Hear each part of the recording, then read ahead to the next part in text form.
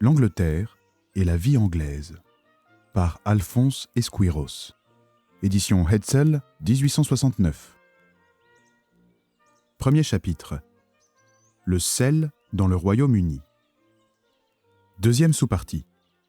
Sommaire. Différentes manières de faire le sel. Anciennes salines écossaises. La ville de Northwich. Aspect ruineux des habitations. Les sources de sel. Les mines. Descente dans ces palais de cristal souterrains.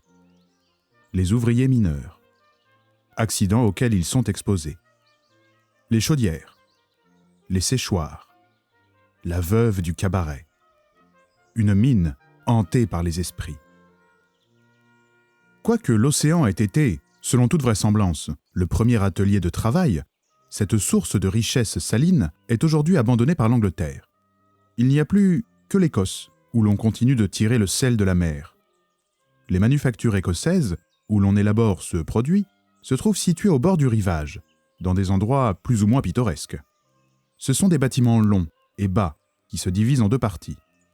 L'une, appelée Fire House, est destinée à servir d'abri aux ouvriers et à recevoir le combustible. L'autre, connue sous le nom de Boiling House, contient la chaudière dans laquelle a lieu l'évaporation, et aussi la fournaise qui fait bouillir cette chaudière. Dans les pays chauds, on emploie les rayons du soleil à dégager l'eau du sel. C'est la méthode pratiquée en France, en Espagne et en Portugal. À Roswell, sur les côtes du Solway Firth, on faisait jadis le sel par le même procédé. Les gens de l'endroit allaient ramasser pendant l'été sur le rivage une croûte saline mêlée de terre qu'ils purifiaient ensuite dans des réservoirs. Aujourd'hui, il a été reconnu que le soleil, selon le langage des hommes de l'art, ne travaillait pas assez bien dans ces contrées froides et qu'il fallait le remplacer par le feu. La chaudière joue en conséquence dans toute l'Écosse le rôle que remplissent dans le midi de l'Europe les sables chauffés par une lumière plus généreuse. Les fabriques calédoniennes forment une branche d'industrie assez fructueuse. On obtient d'une chaudière contenant 1300 gallons d'eau de mer 15 ou 16 boisseaux de sel en 24 heures. Ces travaux, Salt Works, sont très anciens. En 1128, ils furent concédés sous forme de donation aux abbayes. Plus tard, les Français qui étaient à la cour de la reine Anne perfectionnèrent, dit-on, les salines écossaises et obtinrent en conséquence, pour la couronne d'Angleterre, un privilège exclusif qui dura jusqu'au règne de Charles II.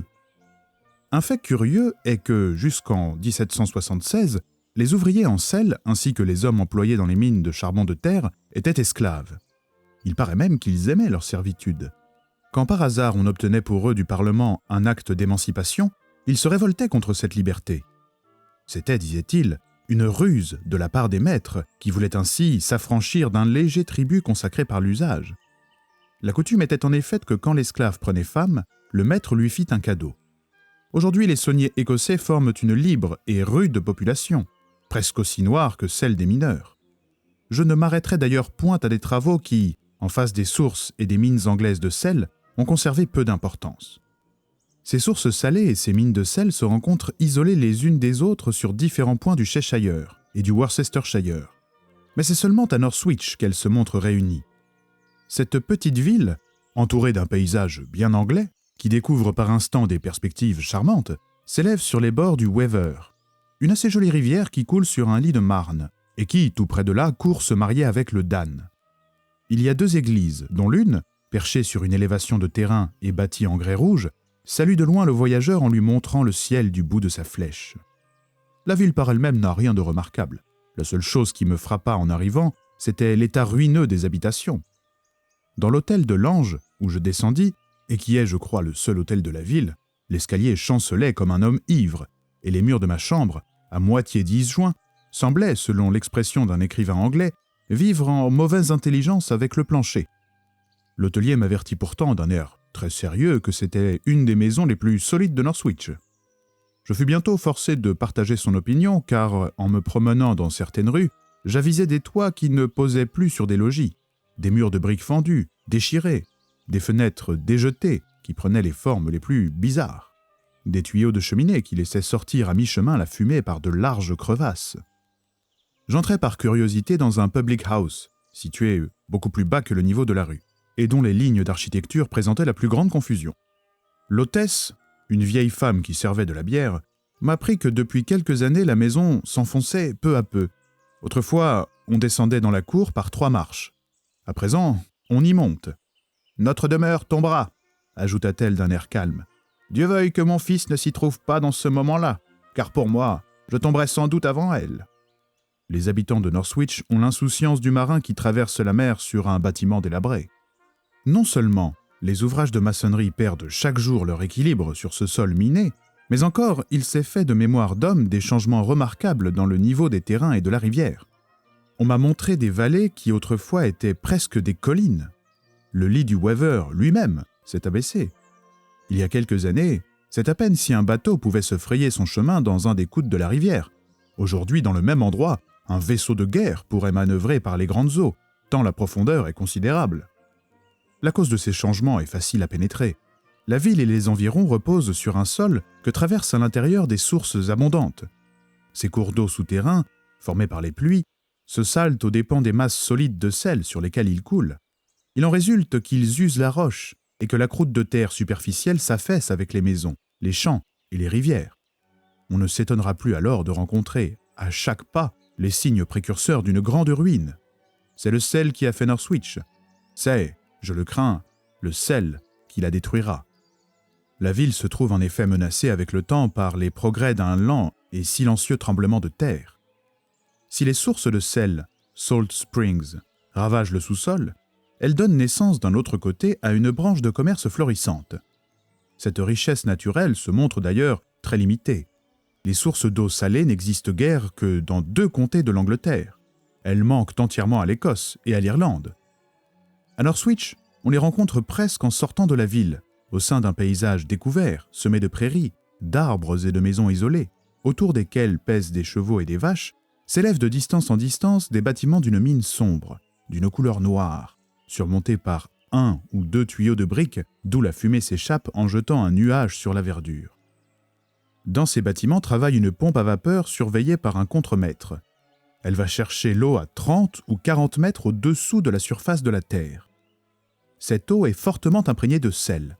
Je pus m'en assurer moi-même, car un seau de brine, saumure, m'ayant été offert, j'en bus dans le creux de ma main, et la trouvai beaucoup plus amère que l'eau de l'océan. Cette amertume fait le mérite des sources anglaises, lesquelles sont 2 fois plus riches en sel que les sources de la France. On dit à Northwich que les étrangers qui visitent ces travaux, Salt Works, se passent à la ronde une grimace en goûtant à la fortune de la localité. Cette eau coule souterrainement sur une roche de sel qui a 24 ou 30 pieds d'épaisseur. Sous cette roche repose une couche de pierre, et sous la pierre, une autre roche de sel. Une fois pompée, l'eau se rend par les conduits dans un réservoir. C'est un long voyage. Elle traverse en effet des champs, des prairies, des flaques d'eau douce, où nagent et barbotent des canards. Ces tuyaux placés à une certaine hauteur du sol ne sont que des troncs d'arbres creusés et ajustés les uns aux autres. Le réservoir, ou la cisterne, est une immense construction en bois, sur laquelle on peut monter par une échelle, et où s'étend, entre ciel et terre, un lac paisible d'eau salée. Cette même eau est ensuite ramenée dans les bâtiments de la fabrique au fur et à mesure des besoins. Là, après avoir bouilli 1 jour et 1 nuit dans les chaudières, boiling pan, elle se dépouille par l'évaporation de la matière saline, qui est recueillie et séchée. Quelques sources du Cheshire donnent jusqu'à 22, et même dans certains cas, 25 pc de sel. Le personnel de ces établissements est peu nombreux. Il suffit de 2 hommes pour desservir la chaudière. L'un veille le jour et l'autre la nuit. Ils gagnent chacun 5 shillings. Les sources de sel du Cheshire ont été exploitées sur une grande échelle depuis le règne de Charles II. Ce qui étonne le plus le voyageur, c'est de trouver à l'intérieur du pays, dans un comté tout agricole, comme une apparition de mer et de travaux qu'on ne s'attendrait à rencontrer que sur les côtes. Cette eau amère, qui jaillit et serpente de tous côtés, laissant filtrer le sel qui sue et se cristallise au soleil entre les jointures des conduits, cette odeur marine des fabriques, ces maisons démantelées qui s'inclinent vers la terre comme des navires battus par le vent. Tout cela produit un contraste étrange avec les cultures, les moutons qui broutent dans la plaine et les joyeux tableaux de la vie champêtre. L'image de l'océan se présente encore plus vive si l'on songe que les sources du Cheshire doivent leur richesse minérale à d'anciennes mers pétrifiées en roches de sel. Le voyageur ne se sent plus alors séparé des vagues orageuses par des étendues de terre, mais seulement, selon l'expression d'Addison, par le rivage du temps. Les sources de sel sont d'un grand produit. Note. On fabrique tous les ans dans la seule ville de Northwich plus de 45 000 tonnes de sel. Fin de la note. Mais les mines présentent à l'étranger un ordre de faits et de travaux encore plus intéressant. Une vague tradition veut que les mines de sel aient été, ainsi que les sources saumâtres, exploitées autrefois par les Romains. Ce qui est positif, c'est que les roches de sel furent découvertes, sinon retrouvées, à environ 1 mille de Northwich, en 1670, par les mineurs anglais qui cherchaient du charbon de terre. Avant cette époque, la provision saline de la Grande-Bretagne était surtout fournie par les sources de Droitwich, dans le Worcestershire. L'ouverture des mines du Cheshire, car le précieux minéral fut successivement rencontré tout autour de Northwich, à Wilton, à Marston, à Wingham, à Sevenington, à Nantwich, accrut dans une proportion considérable le commerce intérieur et extérieur.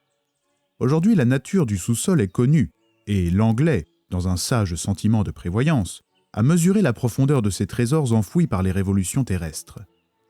À Northwich, une première roche de sel-gemme se trouve séparée d'une seconde couche de sel, plus profonde, par un lit d'argile dure et pierreuse. Ces deux masses salines, à peu près libres de matière terreuse, atteignent le volume extraordinaire de 90 à 100 pieds d'épaisseur. On peut déjà se faire par là une idée de la richesse de cette formation. Mais pour surprendre le secret de la race bretonne, qui renouvelle sans cesse ses forces et ses moyens d'approvisionnement par le contact industrieux avec l'intérieur de la terre, il faut descendre dans les mines de sel. Je fus conduit par un sentier sur la lisière d'un champ où venait s'abattre une bande noire de choucas. C'est sous ce champ que s'étendait la mine. De hauts tuyaux de cheminée et de bâtiments d'une construction grossière indiquaient l'entrée de la fosse.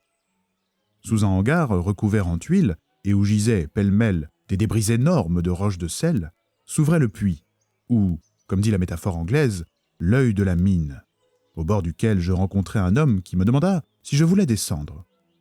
Sur ma réponse affirmative, un vaste tonneau de 3 ou 4 pieds de circonférence, qui était suspendu en l'air par une forte chaîne, s'abaissa.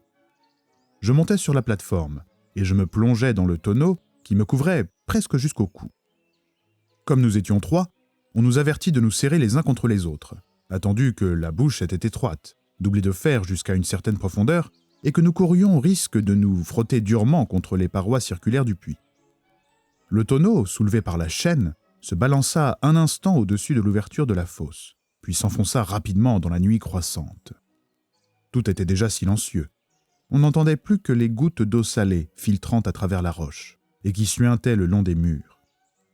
Quoique la profondeur du puits ne fût que de 330 pieds, et que la descente ne durât que quelques minutes, ce voyage suspendu nous semblait long et monotone. Il est assez naturel en pareil cas de lever les yeux vers l'embouchure du puits pour y chercher la lumière, dont le cercle se rétrécit de moment en moment.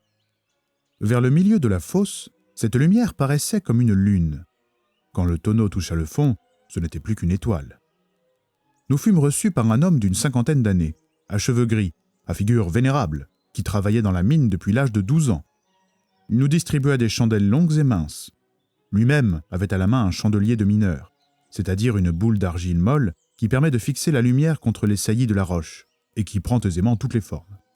Ces flambeaux ne servaient qu'à rendre plus visibles les ténèbres, qui, au premier abord surtout, paraissent couvrir le souterrain comme un voile noir. Les mines de sel n'ont pourtant rien de la solennelle horreur qui règne à l'intérieur des mines de charbon de terre. On n'y sent point tomber sur sa tête ces gouttes d'eau terreuse qui filtrent la voûte humide et surbaissée, ainsi que les larmes de la nuit. Un air salé, mais sec, une douce et uniforme température pénètre au contraire ces lieux sombres. Le plafond de la mine, supporté par des murs latéraux ou par des piliers taillés dans la roche de sel, est d'une élévation considérable. Pour le reste, les travaux et les systèmes d'excavation sont à peu près les mêmes que dans les houillères. C'est à l'aide de la pioche et du coin, c'est avec le secours de la poudre à canon que l'homme s'ouvre un chemin à travers l'épaisseur des masses solides et cristallisées. Au mesure que vous avancez dans la mine de sel, le spectacle s'élargit et l'espace à l'intérieur se découvre. Il est difficile alors de ne point admirer cette architecture simple mais grandiose, ces espaces vides qui s'étendent dans l'obscurité comme la nef d'une immense église souterraine. Note. Pour compléter l'illusion, dans quelques mines de la Pologne, les ouvriers sculptent des statues de saints en sel. Fin de la note. Ces murs qui ont la forme, la transparence et la couleur du sucre candi, ces massifs piliers dont les facettes brillent sous la réflexion de la lumière que vous portez à la main, et plus encore que tout cela, le caractère religieux que répandent le silence et la nuit sur ces travaux de l'industrie humaine. De temps en temps, on voit à distance une ou plusieurs lumières scintiller sur le fond noir de la mine. Ce sont les ouvriers qui travaillent. Quand elles se meuvent, ces lumières dessinent vaguement des formes humaines, comme celles que l'on se représente dans les cavernes de brigands. De temps en temps aussi, le silence habituel de ces voûtes est violemment troublé par des explosions qui retentissent avec un bruit de tonnerre. C'est la poudre qui disloque en éclatant les membres de la roche. Vous marchez à travers un monceau de ruines. Le chemin inégal est jonché de gigantesques débris de cristaux qui affectent surtout la couleur jaune ou rougeâtre, quoiqu'il y en ait de blanc et de diaphane comme la glace. À la vue de ces blocs arrachés, de ces richesses minérales qui semblent renaître sous la pioche ou sous les traînées de poudre à canon, tant la masse est inépuisable, il est permis de croire à une sage prévoyance de la nature. L'homme aime à se figurer que c'est pour lui, et en vue de ses besoins, qu'ont été engloutis dans le sein de la terre ces immenses magasins de sel, ouvrages des mers évanouies, qui ont travaillé pour lui et bâti ces roches à une époque infiniment reculée, où nulle des formes animales qui vivent maintenant à la surface des îles britanniques n'était encore sortie du moule de la création. Si en faisant leur œuvre les éléments d'alors ne pensaient point aux sociétés humaines, quelqu'un doit y avoir pensé pour eux. Les mines de sel ont leur jour de fête. À Noël et à la Pentecôte, on allume jusqu'à 600 chandelles. Je laisse à penser l'effet que produit alors dans ce palais de cristal souterrain la réflexion de ces lumières sur tant de surfaces brillantes. Des bandes de musiciens jouent des airs appropriés à la circonstance. On goûte, quelquefois même, on danse. Les femmes de mineurs remplacent ce jour-là les divinités un peu grossières dont les anciens aimaient à peupler les grottes profondes. Durant tout le reste de l'année, au contraire, les mines de sel ont le caractère sérieux qui convient au travail et à la nuit. Mon guide connaissait ces souterrains aussi bien que sa chambre. Pour moi, chaque pilier semblait devoir être le dernier, car les rayons de la lumière que je portais à la main ne s'étendaient point au-delà, mais il était suivi d'un autre, puis d'un autre, et entre ces points d'appui se prolongeaient de larges voûtes qui semblaient suspendues sur le vide. Dans les intervalles, le regard se perdait au milieu d'une obscurité sans fin, où tout avait l'immobilité du sépulcre. Enfin, nous arrivâmes au bout de la mine. Un groupe d'ouvriers travaillait là, dans le plus grand silence. Parmi ces ouvriers, quelques-uns accomplissaient une tâche pénible. La tête pliée sous la voûte comme des cariatides antiques, ils arrachaient durement dans l'épaisseur du mur de larges morceaux cristallins, ou perçaient la veine qui, remplie avec de la poudre à canon et bourrée, faisait sauter les quartiers de sel qui, tombés pêle-mêle, s'amoncelaient sur le sol et s'élevaient presque jusqu'au plafond de la mine. Le personnel et les moyens de transport varient selon l'importance de la mine. Dans celle que j'étais en train de visiter, 50 hommes extraient chaque semaine 1500 tonnes de sel brut et reçoivent par jour un salaire de 3 shillings 6 pence. Ce sont les ouvriers qui transportent eux-mêmes les débris tombés de la roche. Dans d'autres mines, on emploie des chevaux, des poneys et des ânes à traîner les blocs de sel sur un petit chemin de fer. Ces animaux ont été introduits jeunes dans la fosse. Ils n'en remontent que pour être abattus. Pendant les heures de repos, ils habitent une écurie taillée dans la roche de sel gemme. Nous revînmes vers l'entrée de la mine par un autre chemin que celui que nous avions suivi pour en atteindre l'extrémité. Quoique le temps qu'on passe dans ces lieux souterrains ne soit pas très long, et malgré l'intérêt très réel que présentent des tableaux si grands de l'industrie humaine, l'âme se sent oppressée par la nuit comme par un manteau de plomb. Mon guide, lui, n'éprouvait rien de semblable. Il aimait la mine comme une vieille connaissance. Il était fier de l'admiration qu'exprimaient les visages à la vue de cet édifice aux rudes cristaux qui semblait bâti par des fées dans l'intérieur de la terre. « Le seul malheur, me dit-il, est que les mines de sel coûtent beaucoup à creuser et que la durée en est incertaine. Elles peuvent être détruites par divers accidents, mais surtout par des sources qui coulent au-dessus de la voûte et qui l'usent continuellement. Quelquefois, ces sources se précipitent dans l'intérieur des travaux, dissolvent les piliers sur lesquels reposent les diverses parties de l'édifice et entraînent la chute de toute la masse qui s'écroule laissant à la surface du sol de vastes abîmes, comme à la suite d'un tremblement de terre. Malheur aux ouvriers qui se trouvent alors de service.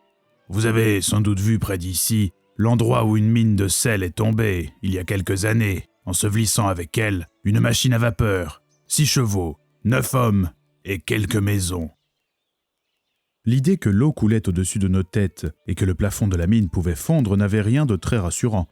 Mais ce danger imaginaire ajoutait le charme de l'émotion à la sombre beauté des lieux.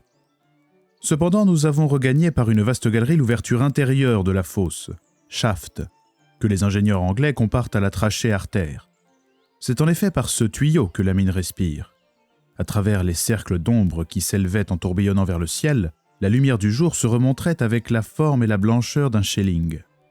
Notre guide nous fit ses cadeaux, quelques morceaux curieux de sel gemme, puis il nous souhaita un bon voyage. Le véhicule qui nous avait portés jusqu'au fond de la mine nous remonta en silence. Dans ce voyage d'ascension, nous vîmes à peu près disparaître les chandelles et les hommes.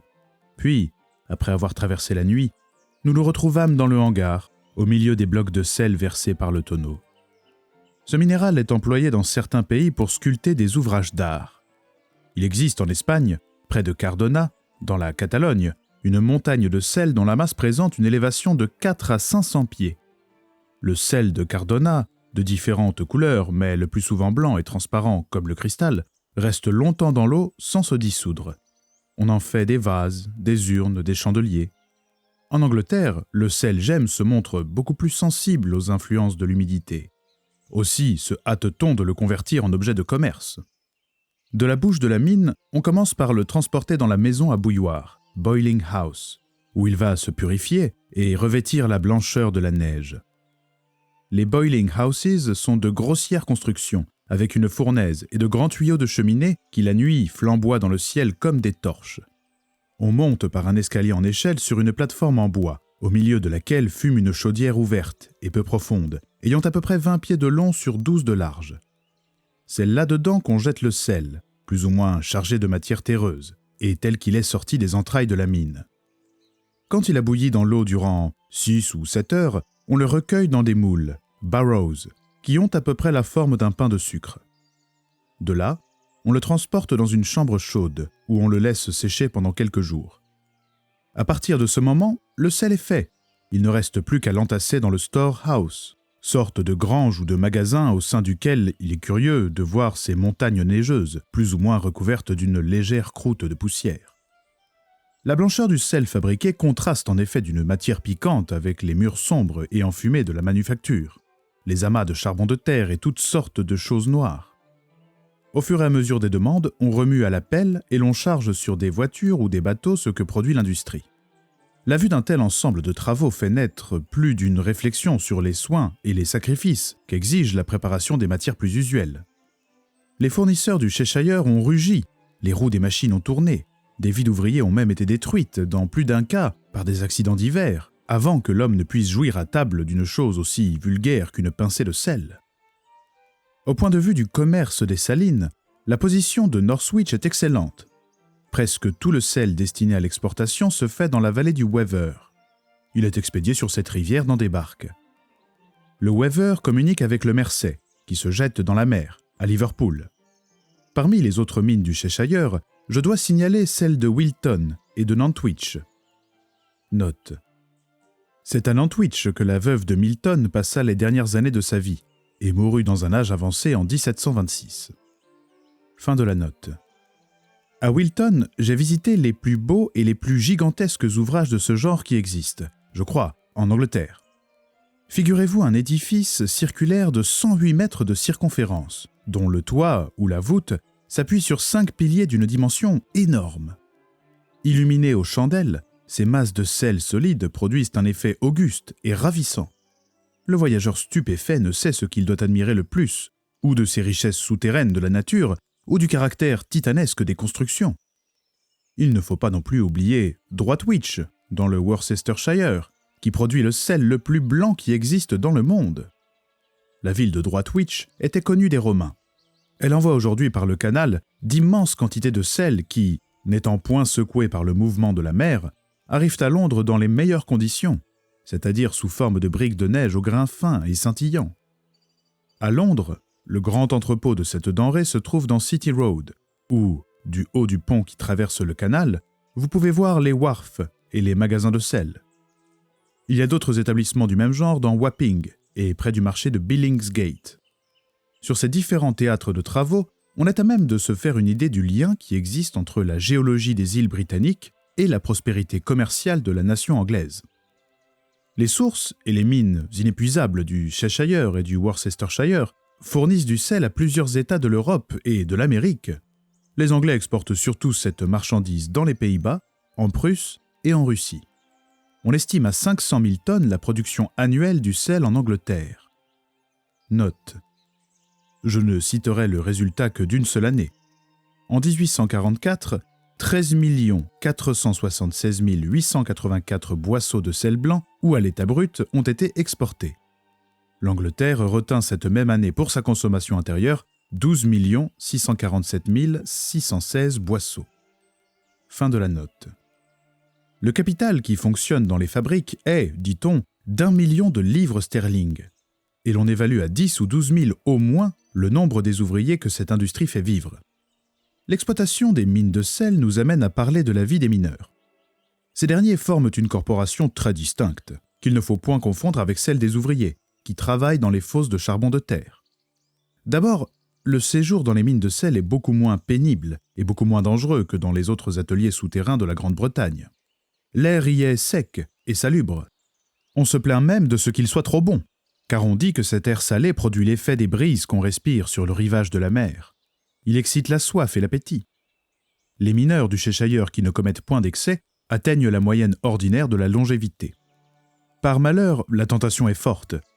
Ces hommes ont, disent-ils eux-mêmes, un diable dans le gosier. Et comme leurs salaires sont assez élevés pour la campagne, ils exorcisent trop souvent l'esprit malin avec un verre d'ale ou de porter. Dans la voiture qui me conduisit de Northwich au chemin de fer, se trouvait une jeune fille qui, venue de loin pour embrasser son frère, ouvrier dans les mines, s'en retournait les larmes aux yeux. Elle n'avait pu voir que les murs de la prison où ce frère, honnête homme d'ailleurs, s'était fait renfermer à la suite de désordres provoqués par la boisson. Je ne voudrais pas qu'on jugeât par ce fait isolé les mœurs de tous les mineurs de sel, mais je tiens d'un ministre protestant de la localité, le révérend M. Waller, que la prévoyance et la sobriété sont les vertus les moins pratiquées par ces hommes, qui sortent altérés de la fosse. Quoique plus civilisés que les colliers, ouvriers des charbonnages, les mineurs de sel laissent encore beaucoup à désirer sous le rapport de l'instruction. Ils ont peu profité jusqu'ici des sources de développement moral ouvertes à Northwich et dans les autres villes par la bienfaisance publique. La race saxonne a dans les veines une goutte du sang des titans. Rien ne l'arrête, rien ne l'effraie dans la conquête du monde physique. Elle porte de superbes défis à la nature, creuse les montagnes, entame les roches et jette à la face du ciel les richesses arrachées au sein de la terre. Mais cette race au bras fort devient tout à coup timide dès qu'il s'agit de toucher aux usages reçus. Peut-être faut-il voir dans cette dernière circonstance une sage économie de la nature, qui a su mettre des freins et des contrepoids à l'audace de certaines familles humaines. Le groupe des mineurs se distingue encore plus que les autres branches de la société anglaise par un attachement tenace aux coutumes et aux traditions du passé. Il est rare qu'ils prennent l'initiative d'aucune mesure tendant à améliorer leurs conditions. Leur temps, j'oserais presque dire leur affection, se partage entre la mine, à laquelle ils sont de bonne heure fiancés, et la vie de famille. Il y a quelques années, on employait beaucoup de femmes dans les salines du Worcestershire. La nature pénible des travaux, l'état de demi-nudité qu'ils exigent, sont pourtant tout à fait incompatibles avec certains sentiments de délicatesse. Une réforme introduite par M. Corbett, entrepreneur de salines, et secondée par le clergé anglican, a aujourd'hui limité le nombre des femmes occupées dans les salt works. Rien de semblable n'existe dans le Cheshire, où les femmes se contentent de soigner leur ménage. Des groupes de maisons, épars au milieu des champs et situés dans le voisinage des mines ou des sources de sel, abritent une population laborieuse. Ces cottages de briques ont entre eux un air de famille et annoncent bien le niveau des conditions sociales. Un jardin cultivé souvent par la main des femmes, quelques poules et l'ami indispensable de la maison, un brave porc, ajoutent un air d'aisance et de bien-être rural à l'habitation du mineur. Ces toits si calmes, au milieu d'un paysage tranquille, cachent pourtant plus d'une scène douloureuse. Quand le mari s'attarde, la femme tremble. Elle craint que la chaîne du puits ne se soit brisée ou qu'un quartier de roche, en se détachant, n'ait blessé son mari. Ce sont en effet des catastrophes trop communes à tous les ouvriers mineurs. À la porte d'un cottage, j'avisai une femme d'une trentaine d'années, vêtue d'une simple robe noire en laine et coiffée d'un bonnet de veuve qui encadrait un profil agréable mais amaigri. Une grappe de raisin en bois était suspendue au-dessus de la porte. Note. C'est l'enseigne des Beer Shops dans le Cheshire. Fin de la note. M'apprit que cette veuve tenait un petit débit de bière et que je pouvais entrer. M'étant assis, je lui demandai par quel accident elle avait perdu son mari. « C'est, répondit-elle, une histoire connue de tous les mineurs du voisinage. Mon mari, que Dieu donne le repos à son âme, travaillait depuis l'enfance dans une fosse de sel, dont vous pouvez voir ici les bâtiments et les cheminées. La première fois qu'il me paya ses attentions, note, locution anglaise. Fin de la note. C'était dans une fête qui se célébrait le lendemain de Noël au fond de la mine et où il y avait plus de 1000 chandelles allumées. J'avais alors 17 ans et l'on me trouvait jolie. Lui avait 22 ans. Il était fort regardé à la ronde par les jeunes filles. Je crois que notre amour, en naissant, rendit jaloux un des esprits qui habitent dans l'intérieur de la mine. Il faut vous dire en effet que c'est une mine hantée, a haunted mine. Cette dernière circonstance était bien connue de ma grand-mère. La vérité est qu'à travers la musique, j'entendis murmurer à mon oreille des bruits étranges et que mon cœur battait très fort. Je sortis de la mine avec un grand trouble. Quelques jours après, je promenais vers le soir ma chèvre dans la campagne quand je rencontrai William, c'était son nom, qui revenait des travaux. Il m'aborda et comme j'étais confuse, je levai les yeux au ciel où j'aperçus la nouvelle lune. « William, lui dis-je, passez-moi bien vite une pièce d'argent, car je n'en avais pas dans la poche de mon tablier. » Il m'offrit sa bourse de cuir en ajoutant qu'elle était mienne, si je voulais l'accepter. « Ce n'est pas cela, lui répondis-je, mais j'ai besoin de faire un souhait. » Je tournai la pièce d'argent dans ma main et je souhaitais. Note. Superstition très répandue en Angleterre. Fin de la note. Je ne sais point si j'étais rouge dans ce moment, mais il comprit le vœu que j'avais formé tout bas, car il me dit « Cela sera, ma parole vaut bien celle de la lune. » En effet, 6 mois après, nous étions mariés.